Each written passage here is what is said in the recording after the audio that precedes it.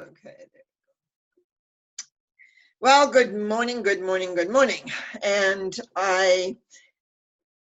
thanks to my class, 2 weekends ago, and I was looking at for subjects, what do you want me to talk about? And part of my transformational work, there's a section there where we look at contracts, oaths, vows, and Akashic records. Well, I have done one on the Akashic records by itself. And they said, oh, this is unusual. This is not information that is commonly known about. So, okay, today is about contracts, oaths, and vows. Why are they so important? Because we often don't think about them because it's not something that we look at. And what I first ran into the contracts, oaths, and vows was when I first came to realize that often the souls are sent here as a penalty from some other place. And the first time I ran into it, I thought, oh, this is really unusual. Now, that's a lot of years ago now. Since then, I have really come to recognize that contracts are made in other spheres and other planets for your term. It's just like being sent to jail, actually. And what it reminded me of is like nothing is new, and how in England they used to send people to Australia and to the US. We don't hear too much about people being sent to the US, but they were. But particularly Australia, they would ship them off there, and they would have a service of, I think it was around 7 years was usually the average. But they never went back to England. Then they just sort of picked up in the society that they had already created and been in. So that was where contracts. But how else do contracts play out? In fact, I just did a process with a gal who had all of these contracts, oaths, and vows. In fact, was the first person I remember working with that had 3 different oaths that were relating to her life. And what I found over the years of doing this transformation work is that contracts often can be a past life. In a past life, let's say, you signed a contract to deliver something. Now, I've seen it done with ship captains. I've seen it done with couriers, and before we had phones, and we're going back in Greek times in particular, where they used to have runners. And I think even in the First World War, they had runners running back and forth. So basically, you take responsibility of something and you're going to deliver it, but you never make the destination. The ship that you're on has an accident and everybody drowns. So even though you had signed to deliver these goods in a different port, no, they weren't delivered. Or you pick the package and you're going to deliver it to whoever, and something happens to you and you do not get to deliver it. That contract seems to stay with you. And so consequently, what can happen very often is that you are wondering why you're not delivering things on time, or you're feeling tremendous responsibility because you need to deliver something. Something like it shows up in different ways. And so the thing is to realize the contracts that you have made, usually in past lives, and even before coming into Earth's orbit, becoming part of the human condition down here, there's been certain contracts you have made. Sometimes they're a thought, like one I had recently, which was basically saying, I want to make a difference. I'm going to make a difference, and it needs to be this way. And so that contract comes with a person. And then when we're looking at blocks just to rebalance the energy, these will come up, because what they're doing is they're stopping and blocking being all that you can be. So contracts have many different viewpoints on them, is what I've discovered. And so consequently, it's really about knowing how to tune in and be able to transform them and get them out of the way, basically, which frees you up, which is why we do the transformation work, is in order for you to be able to create what you want with ease. Life really needs to be easy, and often we make it really kind of difficult for ourselves. So I find past lives definitely are an important element to any of these, and especially when we look at oaths. I might have talked about oaths somewhere else because it feels a little familiar on doing that. Now, oaths are about energy. It's about swearing. You swear allegiance. You swear at God. That's common, actually, because the rains don't come or something happens, and because people back in history didn't have a real scientific understanding or an awareness of how life worked. So consequently, what happens is that very often we're, swearing away at somebody else. And even in life, I haven't really run it too much where we're giving an oath on other people in this life, but certainly about circumstances. And the decisions and the beliefs that we have definitely then get imprinted on our souls. And so what we want to look at an oath is what the actual terminology of the oath, because if it is showing up as being a block that you've had, it'll have a thought process in there. Now, what I usually do once we've isolated what the thought process was, what the situation was, is I go back in time and speak to that person that you were. And in speaking to that person that you were, then we can have them let go of that and break, and you might say transform the line that has come down. It's just coming into my mind also very often in, we're looking at genetics, and I have spoken about this, the genetic lines of people. Very often I have to go back into the history of a person who has made a decision back in another time period, sometimes very, very, very old, and following the history of a line of thought or a line of thinking. Now, I'm just going to touch on this again for a moment. Not everybody in the genetic pool will relate to the same thought that's carried either in the egg or the sperm. So that's another thing to consider. And I think when, like, I have a fairly large family base, and it's always interesting to watch which ones kind of fall into this line or that line. And you can see how the soul has been attracted because certain belief systems that are being held in the genetic pool were available, you might say, at the conception. And so oaths always have energy. It's always done with tremendous force. And we do that a lot. And I know I do sometimes when I get frustrated and I might say something and it's not really very positive, as we might say, something that I really want is like, why did that happen that way? And like this morning, I was a little frustrated for a minute. I had to really practice my flexibility and keep working away at how things were and how things were happening. So I had a sense of how come I can't get on my own program.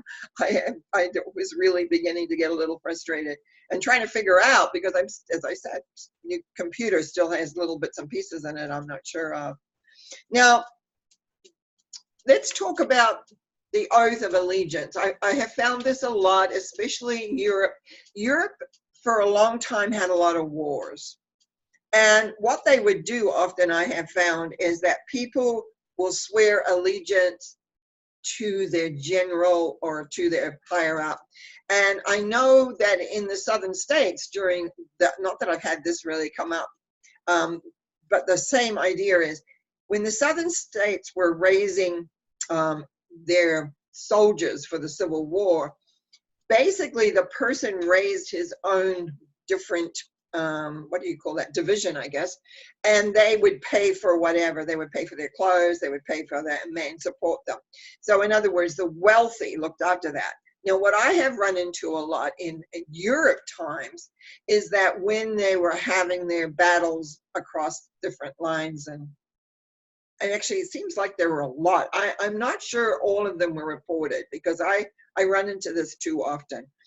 And then you've got these young kids, quite young, going in and they swear allegiance to their general.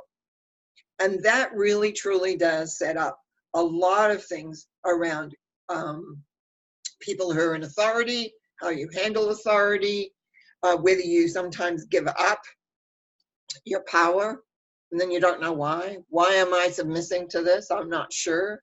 And often it's because you, somewhere along the line, you made an oath to obey. Now that also, the obeying comes in with vows. Most vows are religious. A lot of women in their past lives were put into these convents and abbeys, and they would go in and they very young, or if you were widowed. I had a lady recently who had gone into an abbey as a mature woman and given over all her worldly goods to the church. And she basically had nothing except what they fed her and looked after her. But she kept wondering why she couldn't hold on to anything. And this was one of the reasons why, is because deep down she had made this vow not to own, not to have, but to give away. And that can double out often to giving away a lot of different things, your energy, not only your belongings, but money in particular, that often comes into. So what do we vow when we go in? Is often obedience. Obedience to whom? That often seems to differ. Sometimes we make our vow to be obedient to the church, but more likely it's the obedience to the head of the abbey. Mother Superior is the boss. And so whatever you are going into, you're actually giving a vow to obey them. And of course, that has created problems for people because they're not taught to listen to their own inner knowing, but to obey the authority figure. Also with vows, very often, when it comes to male past lives, very often the poverty vow is there, because a lot of them become, what I've seen is the wandering monks, brown-robed monks, that usually I see them as, and they are healers, and they wander from village to village, and part of their vow is service, but also poverty. And so those vows that we make often in these past lives of ours have at the time significance, but they do not apply to where we are now. And again, what I do is go back in and talk to them and have them let go and release that energy, and also release that part of them that's still with you. I've done this a lot with my own past, but often with my clients, it's amazing how the same thought form will come up in the contract, will come up in the oath, will come up in the vow, and even in the Akashic record. So in other words, there is this imprint of a specific ideal, a specific belief, excuse me, a belief, attitude, or judgment, incredibly specific as to what that is. And once that begins to happen, is one thing I've noticed. Now, I mentioned just the other day, this lady had 3 oaths, 3 different time periods where oaths had been made that had a slightly different feel about them. It wasn't like the same one, but a similar cast to it. But that was because her whole session was quite interesting, because actually I had to go back to, I always like to look at the soul as to where the soul is coming from, what kind of vibration are they coming into the earth orbit, what are they, what are their expectations. And this was really definitely a group of people. It felt like 10 of them had decided, didn't like where they were, didn't like what was happening, so they decided to come here and work here with their ideology. It was kind of rigid, a lot of rigidity, and knowing and coming in with a very set idea of how things were. Of course, from my perspective, this is an emotional planet, and we're here to learn about feelings. And so when you're a very mental, we might say, I don't mean mental crazy, but in your mind, using the mind, and that's what we find a lot of planets in the universe are, very, very mentally driven. And then now they come here and they're having to deal with feelings and how that all works. And so by letting go of these constraints that you brought forward, maybe not everyone it brings that in from another time and place, another planet, but in past lives we start accumulating more. So this is why past lives are always important to me. I find they're very, very important to your growth and your progress. So it's really about understanding what your contracts are, what your oaths are, and vows. So how do you discover that besides coming to see me? Is if that is a block, is watch what's happening in your life, reoccurrences, because patterns tend to go around. Patterns tend to go, like all of a sudden, what am I doing here again? Or how come I'm always responding this way in a certain circumstances? Usually they have a deeper hidden significance, and they can and may not always be contracts, oaths, and vows, but those beliefs, attitudes, and judgments that we have, and because they can also, I mean, they can be from many places, like your genetics. I really believe that. So I run into that a lot, but not as much as one would expect. More past lives of where one's made decisions, but where did those old decisions come from with previous time periods? And always is that going back to that previous time period. So that's the basic line of what I find with contracts, oaths, and vows. So what I'd like to do, if any of you would like to answer that are on with me, would like to unmute yourself and open up your channel, you might say, to speak to me, please ask me, because I love questions, because they'll take me where maybe I didn't think to go.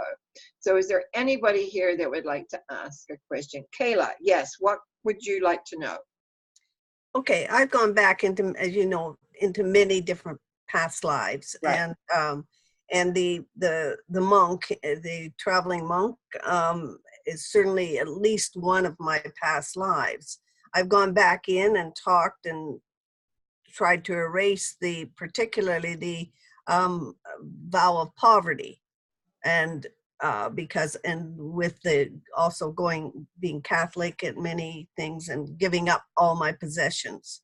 So I've done, gone back into many lives, but are there still, how do I find the holes that are still there that might still be impacting my inability sometimes to live in abundance and to not have to give it always away to everybody else when I get it. Well, one of the things I really want to get really clear about transformation is that because I'm going to talk about in the early stages of us learning how to go inside, we didn't really understand about transformation. We went and I called it fact finding. We'd go in and we would find out the facts, and we would think that just because we had a mental understanding, that would do the trick. Then I found it didn't. And that's why the transformation is really important. And the transformation energy I always use is universal love force. So that we bring that in and totally clear it out. I had to go, when I began, sorry, I kind of jumped up there a little bit. I had to go back and do a lot of past lives that I had done because they weren't transformed. Most past lives I don't remember them because they are transformed and they're gone. So if you have a memory that you talk about your traveling monk, if you still can remember that energy is not transformed. So it's a matter of having them link up with the universal love force and letting go of all of that life or other lives and letting go into that universal love force so that that whole belief structure is cleared. Does that make sense, Kayla? Yeah, it does. And I've certainly used love, and Reiki and all that kind of thing going back in. But if you're still having a memory of it, guaranteed there's still something there that's still hanging on. Now, we also have to look at our own selves. What I find sometimes when I start having resistance with shifting, I'll say to the person, my client, whether they're on the phone or with me, do you really want to let this go? And sometimes we have to have a conscious conversation as to the advantages of letting go. Because we might think, oh yeah, I don't want this anymore, but I run into this often when they, well, what will I be like without that? Or what will how will I be without that? Whatever that is. And one of the things, and I was just telling someone the other day, and I think in my class a couple of weekends ago, many times I've said, look, let me take care of this. I'll put this on top of my bookshelf. Give yourself a week or 2 weeks, and then let me know, do you want it back? I never had anybody want it back. Right. Because we don't know when we're going through changes, we don't know the effect. And it does have an effect in the life, because other people feel the shift in your energy. They're going to react sometimes, especially close relationships. And I usually, kind of say to it's a warning really, and to students who study with me when we're going into deeper patterns, and you go home and your spouse gives you a bad time, know that it works, because they have to adjust. And often what will happen, people work to get you back the way you were, because then they feel comfortable. So that's the one thing about personal growth that happens, is the shifting of the energy. When we shift an energy, and it's amazing how it'll show up. Different things will show up. All of a sudden you realize people are saying or giving or doing different things when you work on something. But that's the key, is I find, is that you have no memory of it. It's like it's being cleared, it's gone. And so that's what I would look at, Kayla, is making sure that there's no tug of that. Because it's like little hooks, and it's like we get familiar sometimes with us feeling a certain way, even though we may not want it, but we don't know what it'll be like without it. So we have to experiment, and if you're able to do this yourselves, you can say, well, you just go and sit over in that corner over there, and in a couple of days I'll come back and we'll see, And sometimes they've already gone, but often it's a matter of just saying, okay, yeah, go back and out and join, because it's just energy. It's just blocked old energy, old memories. So that's good. Thank you. Thank you. Okay, next question, please. Is there anybody else that would like to ask a question? Yes, Joy. Hi, I just wanted to know if you could expand a bit on what you were saying about like the planets. Okay. I thought that was interesting. Yes, well, I started a few years ago doing what I called a soul journey reading for people. I had read about somebody who could do that, and I thought, oh, I think I can do that. And so I started, and I would take a look at the soul from coming into Earth, going back to the journey to the beginning. And I learned a lot. I learned a lot about where we came from. I finally found where our souls are like burst, and that's not really bursting, but it's like giving birth. It's like little drops come out of this massive energy field. And it's like milk, actually. Breast milk, in a way, would be the closest thing that I have as a drop. And that soul goes on a journey. So what I began to find is that people had many different journeys.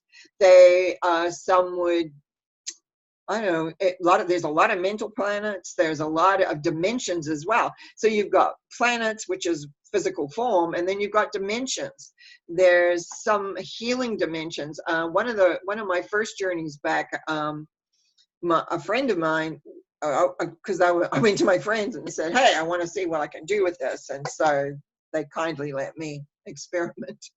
And it was like she was in this, and it's a planet. If we think our planet is not nice, well, this one, every time I have run into it, I've cringed, because it's worse. And very much barbarian fighting, like very native-y, in the sense there's not too much culture, but lots of fighting, and very, very painful. Anyway, what happened with her was that she was yanked out of that existence and taken into a healing vibration. And it was definitely a dimension, and it also I really became aware of people that I call the watchers. I have no idea really who they are.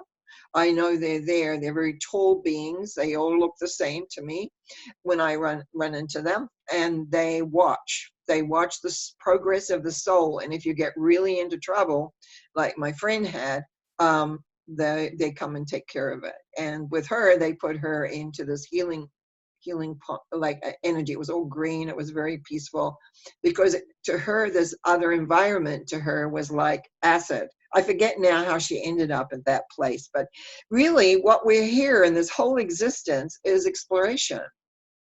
We're just explorers. We're exploring and experiencing.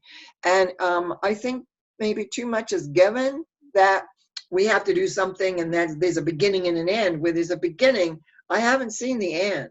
And I think that could be, we go back to join into that great big energy that I see.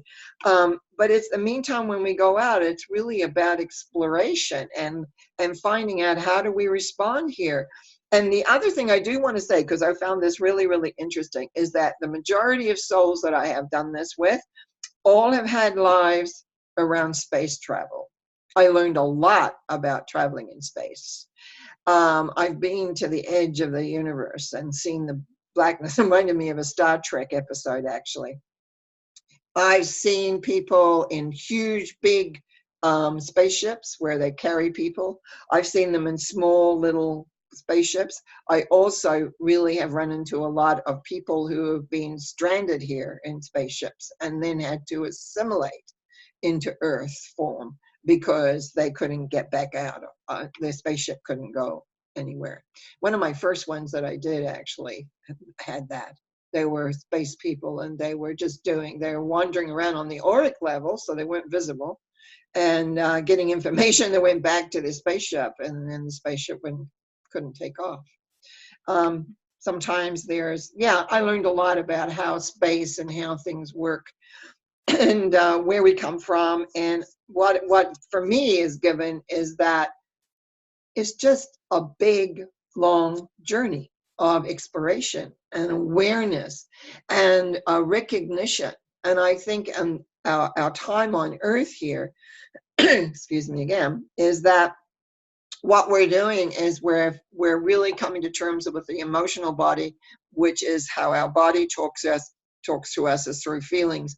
But that's about the earth, the appreciation of the earth. And I believe that the love energy that we talk about as universal love energy is actually earth's energy. I've come to that conclusion because when I took everybody back, I was expecting to feel the love that we move into through growth here. I did not find that. First, it surprised me, but what I found was actually better, because it's a beingness, an absolute beingness, and an aliveness, and a whole sense of wonder, absolute wonder, and that beingness that we go through these different experiences and different planets. Our souls often take a beating because they don't always relate, and we don't always go into the healing dimensions to get all that taken away and becoming who we really, really are. So I don't know if that answers you, Joy, but that's been what I found is like there's a lot of planets not that different from us but they don't have the emotional quotient somehow. So a wonderful earth is there. Okay, anybody else have a question? Or taking me into fields that I didn't know I was going to talk about today. No more questions? I'm disappointed. Oh, well, that's all right. So this will end the session this week. And if you know what you would like to hear about next week, just give me an email or text me or something, because I would really, really like that. I like that because, I can only think of so much, and we've got till December the 11th. I will be here every Wednesday, 10 o'clock till December 11th, I think it is. And the thing is, I've got to figure out how come I got lost this morning. And thank you for hanging in there. I appreciate it. Thanks for joining me. You have a great week. Bye now.